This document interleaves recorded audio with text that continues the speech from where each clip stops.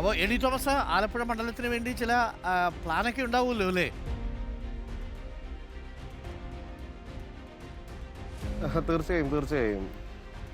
Okay, ഇടത് കോട്ടയാണ് Thomas പിടിച്ചടക്കിയിരിക്കുന്നത്. നന്നായി പ്രവർത്തിക്കാൻ കഴിയട്ടെ എ ഡി തോമസ്. എന്തായാലും സർക്കാരിൻ്റെ ഭാഗത്തു നിന്ന് ആദ്യ ക്യാബിനറ്റിൽ തന്നെ തീരുമാനം വന്നിരിക്കുന്നു. സസ്പെൻഷൻ നടപടികളിലേക്ക് പോകുമെന്നാണ് പറയുന്നത്. പക്ഷേ വ്യക്തിപരമായിട്ട് അവരുടെ ജോലി കളയാൻ ഞാൻ ആഗ്രഹിക്കുന്നില്ല എന്ന് താങ്കൾ പറയുന്നതിലും വളരെ ഉയർന്ന ഒരു രാഷ്ട്രീയ ചിന്തയുണ്ട്. അതിനെ പൊളിറ്റിക്കലായിട്ടാണ് പറയുന്നത്, വ്യക്തിപരമായിട്ടല്ല. Thank you A D Thomas. Thank you, all the best. ഗംഭീരമാവട്ടെ എ ഡി തോമസ് ഇനി വരും നാളുകൾ. അപ്പോൾ പ്രിയപ്പെട്ട പ്രേക്ഷകരെ, തോമസ് പറഞ്ഞത് കേട്ടില്ലേ? അപ്പോൾ വളരെ മെച്യൂരിറ്റിയോടു കൂടിയാണ് തോമസ് പറയുന്നത്. അയാളുടെ ജോലി അങ്ങ് തെറിപ്പിക്കുക എന്നതല്ല ഉദ്ദേശം.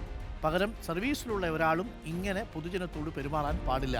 അത്തരമൊരു സന്ദേശം ആ നടപടിയിൽ ഉണ്ടാവണം. സസ്പെൻഷനാണ്, പക്ഷേ നമ്മൾ മനസ്സിലാക്കുന്നത് ഒരുപക്ഷെ ഡിസ്മിസ് ചെയ്യാനുള്ള സാധ്യതയുണ്ട് എന്നുള്ളതാണ്. പക്ഷേ അതിനെക്കുറിച്ചല്ല തോമസ് പറയുന്നത്. ഡിസ്മിസലോ ജോലിയിൽ നിന്ന് പിരിച്ചുവിട്ട ഒരാളുടെ ജോലി കളയുകയോ അല്ല എൻ്റെ ലക്ഷ്യം. പകരം ഇങ്ങനെ ഒരു പോലീസ് ഒരാളോടും പ്രവർത്തിക്കാൻ പാടില്ല എന്നുള്ളതാണ്. അപ്പോൾ അതാണ് തോമസിൻ്റെ ആ വിഷയത്തിലുള്ള നിലപാട്. തീർച്ചയായിട്ടും ആ നിലപാട് സ്വാഗതാർഹം കൂടിയാണ്. അന്വേഷണം നടക്കട്ടെ. അതിനുശേഷം പക്ഷേ ദൃശ്യങ്ങൾ വളരെ വ്യക്തമാണ്. എന്നിട്ടേ അന്വേഷണം നടത്തിയ ഉദ്യോഗസ്ഥർ കോടതി പറഞ്ഞ് എന്താണെന്നറിയാമോ? അതിന് തെളിവില്ല. നമ്മൾ ഈ കണ്ട ദൃശ്യങ്ങൾക്കൊന്നും ഒരു തെളിവുമില്ല എന്നാണ് അന്വേഷണ ഉദ്യോഗസ്ഥർ പറഞ്ഞിരിക്കുന്നത്. ഒന്ന് ആലോചിച്ച് നോക്കൂ, എത്ര ശുദ്ധമായ കള്ളത്തരമായിരുന്നു അത്. നല്ല ദൃശ്യങ്ങൾ ഇങ്ങനെ പക്ക കിടക്കുകയല്ലേ. അതിനുശേഷമാണ് പോയി പറയുന്നത് ഈ ദൃശ്യങ്ങളില്ല, ചിത്രീകരിച്ച ഫോൺ കണ്ടെത്താൻ പറ്റിയിട്ടില്ല എന്നൊക്കെ പറയുന്നു. നമ്മളെടുത്ത് ചോദിച്ചാൽ നമ്മൾ കൊടുക്കുമായിരുന്നു.